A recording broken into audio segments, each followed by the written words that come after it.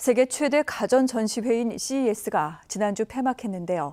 우리 기업들도 참가해 신제품과 신기술을 선보였는데 어떤 성과들이 있었는지 김용재 기자가 짚어봤습니다. 독일의 IFA, 스페인의 MWC와 함께 세계 3대 IT 전시회로 꼽히는 CES. 지난 1967년 처음 개막해 매년 1월 미국 라스베이거스에서 열립니다. 올해로 54회를 맞은 이번 전시회 주제는 인공지능을 우리의 일상으로. 행사에 참여한 기업은 전 세계 160개국 4,500곳에 달합니다. 행사가 열린 나흘 동안의 관람객은 무려 17만 명을 넘습니다. 우리나라에서도 역대 최대 규모인 390여 개 업체가 참여해 최신 IT 기술을 선보였습니다. 이 가운데 관람객들의 호평을 받은 건 단연 우리 기업들의 초고화질 TV입니다. It's absolutely amazing. Not only were the colours so bright and clear, but my personal favourite feature was the beveled edge. The infinity screen is just so amazing. 고객들의 반응만큼 우리 기업들은 CES 혁신상을 휩쓸었습니다. 삼성전자는 CES 혁신상 46개를 포함해 현장 어워드 198개를 수상했고, LG전자도 CES 최고 혁신상을 비롯해 모두 119개의 어워드를 받는 쾌거를 올렸습니다.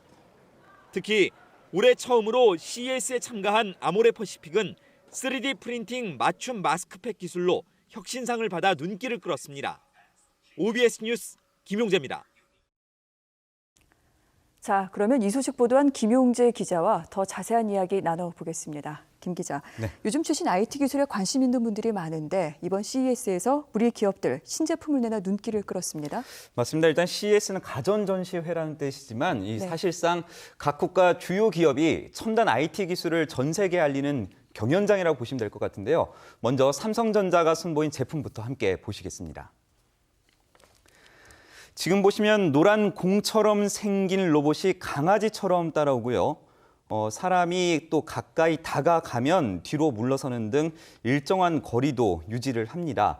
삼성이 공개한 인공지능 로봇 볼리인데요. 이 볼리는 사용자를 따라다니면서 집안 가전제품을 켜고 끄는 등 여러 기능을 수행할 수 있습니다. 이 볼리가 여러분께 전하는 인사 잠시 보시죠. This is a feature of new personal care, designed to make your life just a bit easier. Bali, say hi to the audience. 네, 삼성이 최초로 공개한 인공인간이죠. 네온도 주목을 받았습니다. 디스플레이 안에서 웃고 말까지 하는 네온은 이 독자적인 생각을 통해서 향후 인간의 친구가 될 것으로도 기대를 모으고 있습니다. 이와 함께 삼성 TV 더 월과 또 더 세로는 진화한 디스플레이 기술을 바탕으로 혁신상 등 여러 어워드를 수상하며 극찬을 받았습니다. 방금 그 공 모양의 로봇 볼리를 보니까 당장 AI 스피커를 대신할 수 있다 이런 생각이 드는데 강아지 같기도 해서 참 귀엽기도 하네요. 예. 또 어떤 제품이 있습니까?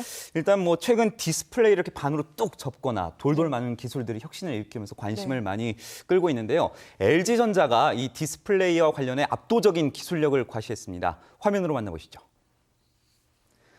마치 거대한 파도처럼 생긴 TV가 천장을 뒤덮었는데요.